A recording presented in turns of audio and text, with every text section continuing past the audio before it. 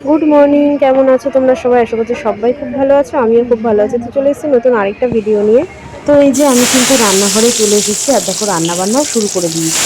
তো এইদিকে দেখো বেগুন ভাজি, বেগুন কেটে নুন হলুদ মাখিয়ে নিয়েছি। তো বেগুনটা ভেজে নিচ্ছি, আর সাইডে কিন্তু আজকে আমি ডাল করছি, ডিমের ঝোল করছি। তো সাইড বাই সাইড কিন্তু সব রান্নাই চলছে। এই যে দেখো এদিকে কিন্তু আমার ডাল সিদ্ধও বসিয়ে দিয়েছি। তো ডাল মোটামুটি হয়ে এসছে। তো ডাল সিদ্ধটা হয়ে গেলে না, তারপরে নামিয়ে আমি ভাত বসিয়ে দেবো, যেহেতু ভাতটা হতে একটু টাইম লাগে সেই কারণে। আর এদিকে দেখো আমি ডিম করবো দেখে ডিমটা বাটিতে নিয়ে নিয়েছি। তো তোমরা তো জানোই, কয়েকদিন আগের ভিডিওতেই দেখালাম আমি তো এগ বয়লারে ডিমটা সেদ্ধ করতাম, বাট আমার এগ বয়লারটা খারাপ হয়ে গেছে।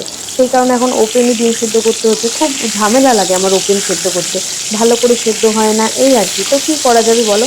দেখি একদিন ভাবছি এগ বয়লারটাকে নিয়ে যাব ঠিক করাতে, যদি ঠিক হয়। এগুলো তো ইলেকট্রিক গ্যাজেট, এগুলো খুব একটা মানে একবার খারাপ হলে আর ঠিক হতে চায় না। যাই হোক, হ্যাঁ। তো আর দেখো এই যে সেদিন যে রুটির প্যাকেটটা নিয়েছিলাম না, তো সেই রুটির প্যাকেটটা কিন্তু আজকে করবো সকালবেলাতে। বাবাইকে আর কি টিফিনে করে দেবো রুটি, আর একটু সয়াবিন আলুর তরকারি করে দেবো। দেখো এদিকে আমি সয়াবিন আলুর তরকারিটা বসিয়েও দিয়েছি। সয়াবিন আজকে না অল্প ছিল, নাহলে একবারে বেশি করে সয়াবিন আলুর তরকারি করে নিলেই আমার হয়ে যেত, তাহলে আর ডিমটা করতে হতো না। আর যেহেতু সয়াবিনটা অল্প ছিল, সেই কারণে ওই ছোট্ট করে একটুখানি তরকারি করলাম, যাতে রুটির সাথে আর কি খাওয়া হয়ে যায়। তো এদিকে দেখো এইরকমভাবে রুটিগুলো রয়েছে, যেরকম নর্মাল বেলে রাখলে হয় সেই রকমই আর কি রয়েছে। তবে খুবই আর কি পাতলা পাতলা, মানে খুব একটা যে ফোলাতে পারছি সেটা নয়, একটুখানি পাতলা পাতলাই আছে আর কি রুটিগুলো। তো আর কি একদিন প্রথম দিন নিয়ে আসলাম, খেয়ে দেখবো কীরকম কী হয়, তারপরে তো বোঝা যাবে, তাই না? আর এইভাবেই আর কি, হ্যাঁ, এদিকে দুই দিকে আর কি রান্নাবান্না চলছে। এদিকে দেখো তরকারি আমার হয়েও গেছে, আমি বাটি বাটি বেরিয়ে নিয়েছি। দেখো এই তিনজনের তিন বাটিতে আর কি হয়েছে, বেশি একটা হয়নি সয়াবিন আলুর তরকারিটা। তো রুটি হয়ে গেলে বাবার টিফিনটা কমপ্লিট হয়ে যাবে, তারপরে আমি ধীরে সুস্থে রান্না যতটুকু বাকি আছে ততটুকু কিন্তু আমি করে নেব। এই যে বরের জন্য দুটো রুটি আর এই সয়াবিনের তরকারি নিয়ে দিলাম। Good morning. না, তো বাবাইয়ের টিফিনটা আমি সবসময় আগে রেডি করে রাখার চেষ্টা করি, কারণ বাবাই 7:30টায় বেরোয় আর ওর পাপা 8টার সময় বেরোয়। তো আধ ঘন্টা টাইম আমি আরও হাতে পাই ওর পাপার টিফিনটা আর কি মানে রেডি করার জন্য। তো এদিকে দেখো আমার কিন্তু এটা কিন্তু ডিমের ঝোল করছি। তো আলু কষানো কিন্তু হয়েই গেছে, এদিকে ডিম আর কি সেদ্ধ করে আমার ভেজেও রেখেছি আমি। তো আলু কষিয়ে নিয়েছি, আলু সেদ্ধও হয়ে গেছে, এবার ডিমটা দিয়ে একটুখানি ঝোল দিয়ে তারপর ফুটিয়ে নামিয়ে নেব। আর এদিকে আমি ডালটাও কিন্তু ফোড়ন দিয়ে দিয়েছি। হয়ে গেছে মোটামুটি রান্না, ভাতও আমার হয়ে গেছে। এবার শুধু ডিমের ঝোলটা হলেই হয়ে যাবে, তারপরে ওর পাপার আর কি টিফিনটা গুছিয়ে দেবো, ব্যাস। মানে রান্না বান্নার পার্ট বলতে পারো আজকের মতন শেষ। আর আজকে দেখো একটুখানি পেঁপে ওর পাপাকে আর কি কেটে দিয়ে দিলাম। পেঁপেটা মানে অনেকটা বড়, তো তো একটুখানি কেটে দিয়ে দিলাম। আর এদিকে বেগুন ভাজাও তো কমপ্লিট, সবই হয়ে গেছে, শুধু ডিমের ঝোলটা হলেই হয়ে যায়। তো ঝটপট করে এবার রান্না বান্নাটা সেরে নিই। দেখো অনেক দিন তোমাদের সঙ্গে শেয়ার করিনি আমার গাছদের অবস্থা, দেখেছো তো?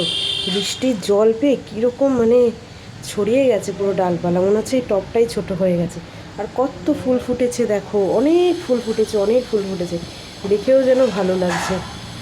আর এই গাছটাও রয়েছে, তবে এই গাছটা দেখি পাতা ঝরে গেছে অনেকগুলো, একটুখানি ন্যাড়া ন্যাড়া লাগছে। তবে এই নয়নতারা গাছটা পুরো চারিদিক দিয়ে আর কি ছড়িয়ে গেছে।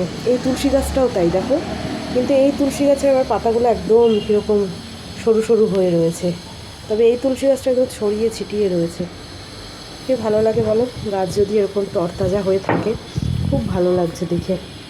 বিশেষ করে নয়নতারা গাছটা, ও এত ফুল ফুটেছে, প্রত্যেকটা মানে ডালে ডালে 4-5টা করে ফুল। আর এই দেখো এতগুলো ফুল পেয়েছি আজকে, এখনও গাছে অনেক ফুল রয়েছে, আমি আর তুললাম না, যে এগুলো দিয়ে তো হয়েই যাবে, কালকে আবার দেওয়া যাবে, তাই না? ফুল তো কখনো বাসি হয় না। তো এবার আর কি ঠাকুর পুজোটা সেরে নিয়ে সবারই জোগাড় করে নিয়েছি। একটু আজকে তো বৃহস্পতিবার, ঘট তারপরে পাঁচালি, এখানে একটু চন্দন ঘষে নিলাম। এবার ঠাকুর পুজোটা আর কি সেরে নেব, সব কিছু রেডি আছে, ব্যাস পুজোটা করলেই হয়ে যাবে।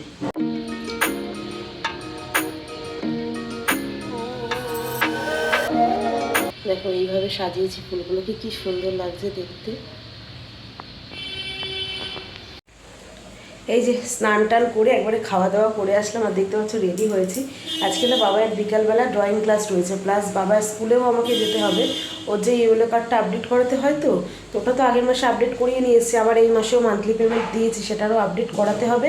প্লাস হচ্ছে কি ওদের যেহেতু হাফ ইয়ারলি এক্সাম চালু হবে, তো অ্যাডমিট কার্ডটা আনতে হবে, ওই ইয়েলো কার্ড দেখিয়ে আর কি অ্যাডমিট কার্ড আনতে হবে। তো সেই জন্য আর কি সকালবেলায় একবারে স্নান টান করে একবারে রেডি হয়ে নিয়েছি। তো বাবাই আস্তে আস্তে তো দুটো পারই হয়ে যায়, তারপরে স্নান করে খাওয়া দাওয়া করতে করতে 3টে সোয়া 3টে বেজে যায়। তারপরে আবার ও খাওয়ার পরে আমি খাওয়া দাওয়া করি।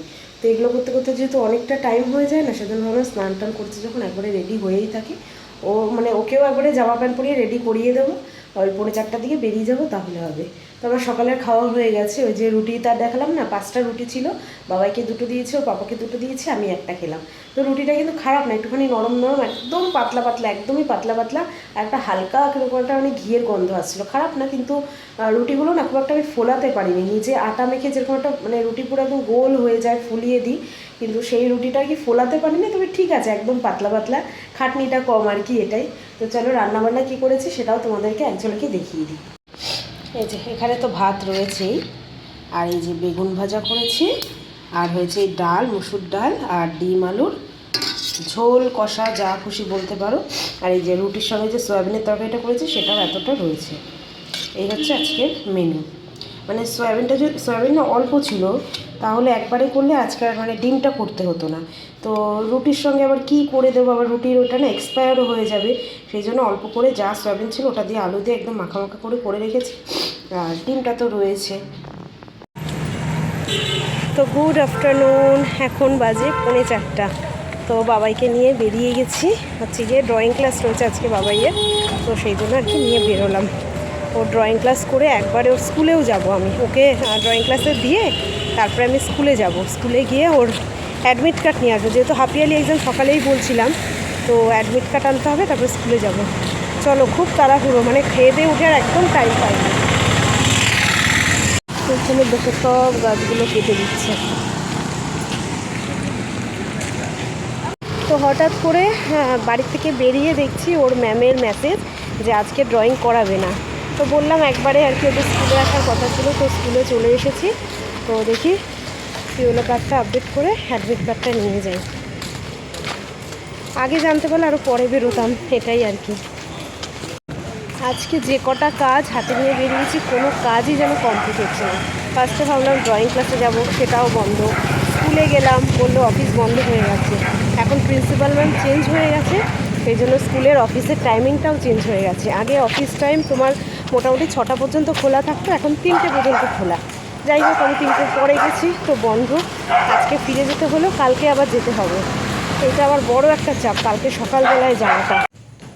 তো এই যে কিন্তু রুমে চলে এসেছি, তো কোনো কাজই হলো না, না ড্রয়িং ক্লাস হলো, না স্কুলের কাজটা হলো, মানে যাই হোক আর কি করা যাবে কি, শুধু শুধু বেরোলাম, কিছুই হলো না। আগে ভাগে যদি একটু 30 মিনিট আগেও যদি জানতে পারতাম, তাহলেও হয়তো আর বেরোতাম না, শুধু শুধু বেকার বেরোনো হলো। তো কালকে সকালে আবার বেরোতে হবে, কারণ কয়েকদিন পর থেকে আর কি এক্সাম তো শুরু হয়ে যাবে।